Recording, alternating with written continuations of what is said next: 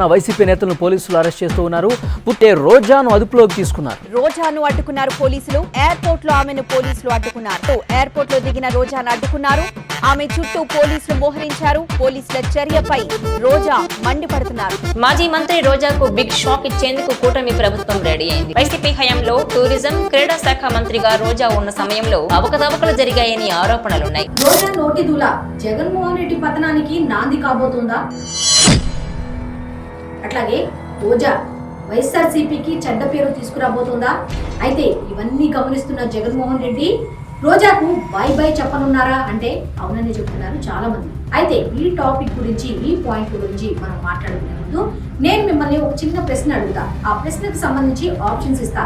మీకు కనుక నేను ఇచ్చే ఆప్షన్స్ లో ఏదైనా మీకు కరెక్ట్ అని అనిపిస్తే మీ అభిప్రాయాన్ని కామెంట్ రూపంలో తెలియచేయండి.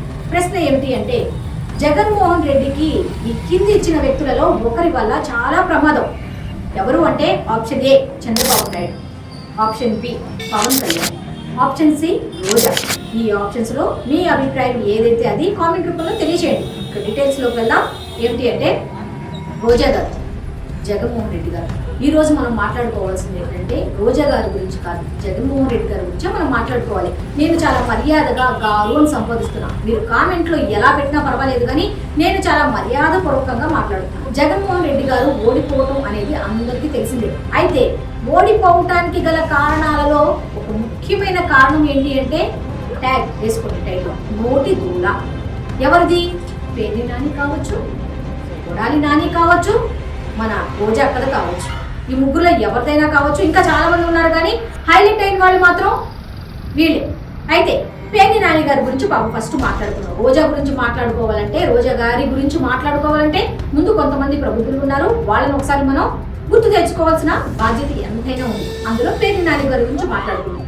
ఎక్కడయ్యా పేర్ని నాని గారు అంటే ఏమో తెలియదు, ఎక్కడున్నారో తెలియదు. ఏమిటి అంటే డీటెయిల్స్ అన్ని మీకు తెలుసు. పోనీ అమ్మరాభూతులకి భాష్యం చెప్పిన అంటే ఒక ప్రెస్ మీట్ లో కానీ ప్రజాప్రతినిధి అయి ఉండి జనంలో ఎలా మాట్లాడాలి, ఒక సభలో ఎలా మాట్లాడాలి అనేది కొత్త సంస్కృతిని తీసుకొచ్చిన కొడాలి నాని గారి గురించి మాట్లాడుకోవాలి. ఆయన ఎక్కడున్నారు? ఆయన కూడా లేరు. కాకపోతే జగన్మోహన్ రెడ్డి గారికి తెలిసి ఏంటి, నోటి దూల మనుషులందరూ పక్కకు వెళ్తున్నారు అంటే జగన్మోహన్ రెడ్డి గారు తప్పిస్తున్నారా అంటే ఏమో అయ్యుండొచ్చని చాలా మంది చెప్తున్నారు. ఇప్పుడు రోజా అక్క వంతు వచ్చింది. ఈ రోజా అక్క మొన్న ఏడుస్తూ ఒక వీడియో చేసింది, ఇంతలోనే ఇంకో వీడియో బయటకు వచ్చింది. అంటే ఈ పదం నేను వాడచ్చు వాడకూడదు అనేది నాకు తెలియదు, కానీ ఎయిట్ సన్స్ అంటే తెలుగులో మామూలు దాని గురించి మాట్లాడుతున్నాను. గాలినా కొడుకులు, గాలికి గెలిచిన గాలినా కొడుకులు. ఈ గాల్లో గెలిచిన గాలినా కొడుకులు ఎక్కువైపోయినారు రాష్ట్రంలో ఎమ్మెల్యేలు. మీరు తెలుసుకోవాల్సి, మీ రాష్ట్రంలో ఉన్న తెలుగుదేశం పార్టీ జనసేన నాయకులు తెలుసుకోవాలి. ఈ భాష ఎవరిని ఇబ్బంది పెడుతుంది?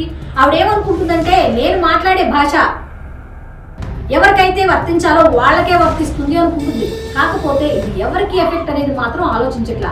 అప్పుడు పేర్ని నాని కానీ, కొడాలి నాని కానీ, రోజాని కానీ జగన్మోహన్ రెడ్డి గారు ఖండించుకుంటే సీఎం పోస్ట్ పక్కాగా ఉండేవాళ్ళు. ఎవరు? జగన్మోహన్ రెడ్డి గారు. ఎందుకంటే సగం నెగిటివిటీ క్రియేట్ చేసిన వాళ్ళు ఎవరు? జగన్మోహన్ రెడ్డి గారు వెనుక ముందు తొగిన వాళ్ళు ఎవరు? తొగుతున్నాం అన్న విషయం కూడా వాళ్ళకి తెలియకుండా తొగిన వాళ్ళు ఎవరు అంటే, తొక్కిన వ్యక్తుల్లో ఉన్న వాళ్ళు ఎవరయ్యా అంటే ఈ ముగ్గురు కూడా ఉన్నారు. ఇప్పుడు రోజా మళ్ళీ అదే దోవలో కలుపుతుంది. ఆల్రెడీ జగన్మోహన్ రెడ్డి 2.0 అనే పేరు పెట్టుకుని జనంలోకి వస్తున్నారు. మరి జనంలోకి వస్తున్న ఈ సమయంలో రకరకాలుగా ఇబ్బందులు పడుతూ లేస్తూనే వస్తూ ముందుకు వెళ్తున్నారు. మళ్ళీ ఇదే సమయంలో ఈ రోజా మాటలు గాలినా కొడుకులు. ఎవరు గాలినా కొడుకులు? ఎవరు ఏంటి అనేది ఒకసారి మాట్లాడుకున్నాం. గాలికి గెలిచిన వాళ్ళందరూ గాలికి గెలిచిన వాళ్ళే అయితే గతంలో మరి మీరు చాలా మంది గెలిచారుగా, ఆ గెలిచిన వాళ్ళలో మీరు ఉన్నారుగా. మరి మీరు గాలివానకు గెలిచారా, దేనికి గెలిచారా అన్న దానికి కూడా మీరు సమాధానం ఇవ్వాలి. రోజా గారు సభ ఎక్కాము అంటే ఒక సభ నిర్వహిస్తుంటే ఆ సభను మనం సభ మీదకి వెళ్ళి మాట్లాడుతున్నాం అంటే మన ఎదురుగా ఎవరు ఉంటారు? నాయకులే కాదు, ప్రజలు ఉంటారు. అన్ని అబ్జర్వ్ చేస్తుంటారు. ఎవరి నోటి దూల ఏంటి అనేది చాలా మంది మాట్లాడుతున్న మాట ఏంటి తెలుసా? ఇంకా రోజాకి నోటి దూల తగ్గలేదు అంటే ఏంటి? ట్రీట్మెంట్ సరిగ్గా ఇవ్వట్లేదు. ఓకేనా? ఎందుకు ఇవ్వట్లా? ఒకసారి వల్లభనేని వంశీ గారి గురించి మాట్లాడతాం. ఒక ఆడ వ్యక్తిని అన్నారు, ఏమయ్యారు? అడ్రస్ ఉన్నారా? ఇక్కడ కనపడుతున్నారా? అప్పుడు కాలర్ ఎగరేశారు. ఇప్పుడు కంటికి కూడా కనిపించట్లా. ఇప్పుడు నీ పరిస్థితి కూడా నెక్స్ట్ అదే కాబోతుందా అంటే చాలా మంది చెప్తున్న మాట అంటే అదే జరుగుతుంది. నెక్స్ట్ లిస్ట్ లో కంపల్సరీ చాలా మంది అనే మాట ఏంటంటే వైఎస్ఆర్సీపీ వాళ్ళు కానీ ఇటు టీడీపీ వాళ్ళు కూడా అంటున్నారు రెడ్ బుక్ నిద్రపోతుంది అని. నిజంగా రెడ్ బుక్ గనక ఓపెన్ అయ్యి చూస్తే ఫస్ట్ కనపడే మాట నీదే. ఎందుకంటే నువ్వు ఎంతమందికి ఎన్ని రకాలుగా అన్నావు అన్నది నీకు తెలుసు. ఆ మాటలు ఒక్కొక్కటి తీసుకుంటూ వస్తే చాలా రకాల అసభ్యకరమైన మాటలు ఉన్నాయి. మరి ఈ విధంగా మాట్లాడటం అనేది నీకు కరెక్ట్ అనిపించవచ్చేవి, కానీ ఇది మాత్రం జగన్మోహన్ రెడ్డికి చాలా ఇబ్బందికరంగా మారిందని చాలా మంది చెప్పుకుంటున్నారు.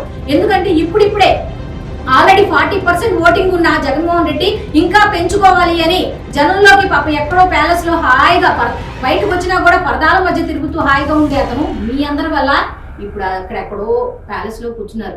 ఏదైనా అడపదడప ఎవరైనా చనిపోతే, లేకపోతే రైతులకి ఏమైనా చిన్న చిన్న సమస్యలు వస్తే దాన్ని హైలైట్ చేస్తూ వాళ్ళని పరామర్శించాలనే ఉద్దేశంతో ఇప్పుడిప్పుడే మీ అందరి లాంటి చుట్టుపక్కల ఉన్న మీలాంటి వాళ్ళందరినీ వదిలించుకొని ముందుకెళ్తున్నారు. మరి ఇటువంటి సమయంలో ఇలాంటి మాటలు మాట్లాడుతున్నావు అంటే అది ఎవరికి నష్టం?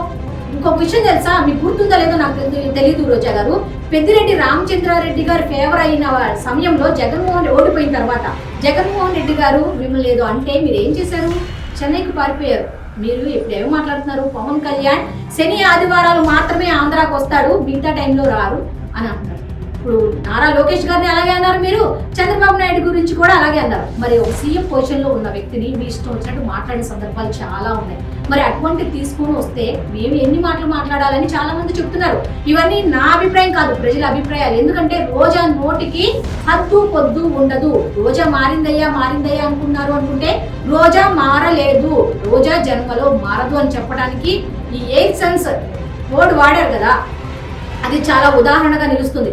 ముఖ్యంగా జగన్మోహన్ రెడ్డి ఏ విధంగా హాని అంటే చెప్తాం. డీటెయిల్స్ లో కనుక మనం ఇందాక వెళ్ళినట్టుగా మనం మాట్లాడుకుంటే ఇక్కడ ఒకటే తెలుస్తుంది, జగన్మోహన్ రెడ్డి ఆచితూచి అడుగులు వేస్తున్నాడు. మరి ఇటువంటి టైంలో రోజా నోటికి ఆయన కనుక అడ్డు చెప్పకపోతే నష్టం జరుగుతోంది అని ఆల్రెడీ జగన్మోహన్ రెడ్డికి ఈ విషయం ఆయన దృష్టికి వెళ్ళినట్టుగా తెలుస్తోంది. రోజాను కూడా ఖండించిన సందర్భాలు చాలానే ఉన్నాయి. ఆ మధ్య చిత్తూరులో కూడా పెద్దిరెడ్డి రామచంద్రారెడ్డికి ఆవిడకి మధ్య ఏదో ఇష్యూస్ వస్తే పెద్దిరెడ్డికి సపోర్ట్ చేశారన్న ఒకే ఒక ఉద్దేశంతో ఆవిడ అలిగి 1 సంవత్సర కాలం పాటు చెన్నై వెళ్ళిపోయిన సంగతి అందరికీ తెలిసిందే. మళ్ళీ పెద్దిరెడ్డి మిథున్ రెడ్డి వాళ్ళ అక్రమాలు కొన్ని బయటకు వచ్చేసరికి మళ్ళీ ఇదే రోజాను జగన్మోహన్ రెడ్డి గారు తీసుకొచ్చి వీళ్ళని సైలెంట్ చేసి వీళ్ళని యాక్టివ్ చేశారు. మరి ఇటువంటి యాక్టివ్ చేసిన సమయంలో జనంలోకి వెళ్ళి కూటమి ప్రభుత్వం ఏమన్నా సరిగ్గా పని చేయకపోతే అటువంటివి తీసుకురావాలి, కానీ సభలు సమావేశాలు పెట్టి ఇటువంటివి తీసుకురావడం ఎంతవరకు సమంజసం? ఇంకొక విషయం, ఈవిడ్ని ఒక ఇంటర్వ్యూలో అడిగారు, వాళ్ళ పత్రికకు సంబంధించి వాళ్ళ ఛానల్కి సంబంధించిన వాళ్ళు అడిగారు, మీ పిల్లలు మీకు సంబంధించిన వీడియోలు కానీ లేకపోతే మీ గురించి మాట్లాడినప్పుడు బాధపడరా అంటే అవి బొలబొలబొలా ఏడుస్తూ మాట్లాడారు. పాపం నాకు బాధ అనిపించింది కదా. మరి ఇదే బాధ అవతల వ్యక్తి భార్యని పిల్లలు అన్నప్పుడు లేదా? అవతల వ్యక్తి అంటే ఒకప్పుడు మీకు రాజకీయ భవిష్యత్తు ఇచ్చిన నారా చంద్రబాబు నాయుడు గారి సతీమణిని ఒక వ్యక్తి నిండు సభలో అలా అన్నప్పుడు మీకు బాధ అనిపించలేదా? కనీసం సింపతికైనా మీరు మాట్లాడారా? అప్పుడు వాళ్ళు ఎంత బాధపడి ఉంటారు? చంద్రబాబు నాయుడు గారు ఇదే వాళ్ళ వైఫ్ అన్నారు, నారా భువనేశ్వరి గారిని అన్నారు అని చెప్పి ఆయన మీటింగ్ పెట్టి ఏడిస్తే నువ్వు ఎంత బాగా ఎంజాయ్ చేసావు మీకు తెలీదా? మీకు గుర్తులేదా? ఒకసారి చెప్పండి రోజా గారు. ఇలాంటివి మీరు ఇప్పుడు ఓడిపోయిన బాధని ఓడిపోయాము అని జనంలోకి చెప్పుకోలేక ఆ ఏడుపుని ఈ విధంగా చూపించడం అనేది ఎంతవరకు కరెక్ట్ అనేది మీ విజ్ఞతకే వదిలేస్తుంది. ఇంకొక విషయం మాట్లాడుతున్నాం. ఇప్పుడు మెయిన్ ఇక్కడ టాపిక్ ఏంటంటే జగన్మోహన్ రెడ్డి ఈ రోజాకి చెక్ పెట్టబోతున్నారా అంటే ఖచ్చితంగా పెడతారు. ఎందుకు అంటే ఈ నోటి దూల వల్ల ఆయన ఓడిపోయారు కాబట్టి దాన్ని తగ్గించుకుంటూ వస్తున్నారు. ఇటువంటి టైంలో ఈవిడ ఈ విధంగా రెచ్చిపోతోంది. పైగా శ్యామల గారు కూడా ఆ మధ్య మాట్లాడిన విధానం కూడా సరిగ్గా లేదు. శ్యామల గారికి కూడా అక్షంతలు పడ్డాయన్న మాట కూడా మనం అందరికీ తెలిసిందే. సో ఇప్పుడు మళ్ళీ ఈవిడి ట్రెండ్ లోకి వచ్చింది. సో ఈవిడి నోటికి గనక తాళం వేయకపోతే జగన్మోహన్ రెడ్డి గారు 2029 ఎన్నికల్లో మేము వచ్చాక అన్నారు. మీరు వచ్చే వరకు కూడా ఎవరు ఆగే పరిస్థితి అయితే ఉండదు అని చాలా మంది చెప్తున్న మాట.